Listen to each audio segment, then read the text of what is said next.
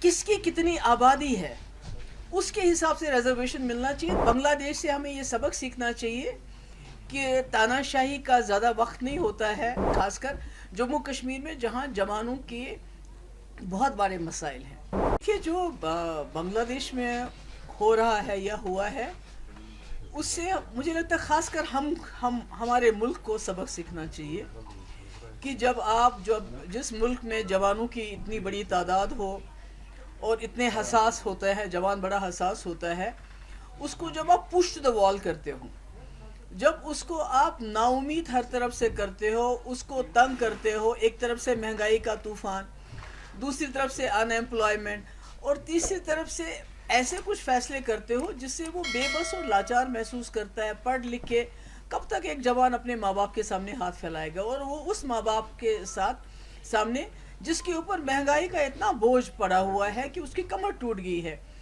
تو میرا یہ ماننا ہے کہ ہمارے ملک کے اندر بھی جو اس وقت بے روزگاری ہے، اور اس میں اگنی ویر جیسی اسکیم جو بالکل ہی آرمی کے بیسک جو جذبہ ہے اس کے خلاف ہے، اور ان ایمپلائمنٹ اتنی بڑھ رہی ہے، اور اس کے اوپر ریزرویشن بہت اچھی چیز ہے.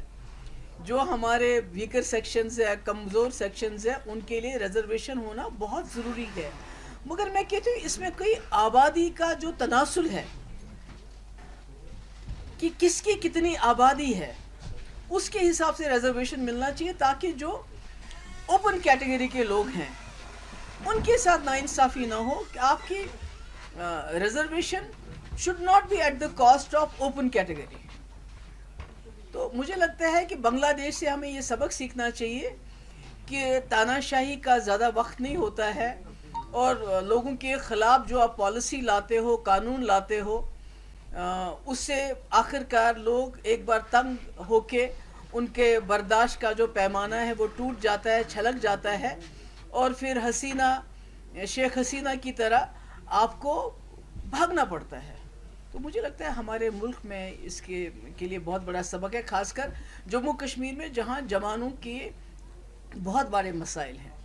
روز ہمارے دریاؤں میں سے، گھروں میں سے خودکشیوں کے خبریں ملتی ہیں.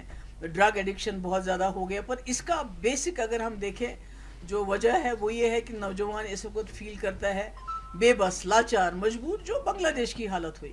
اوپر سے دباؤ، اوپر سے ظلم، اوپر سے ستم، you a P a, P S A, بند کرو، بات مت کرنے دو.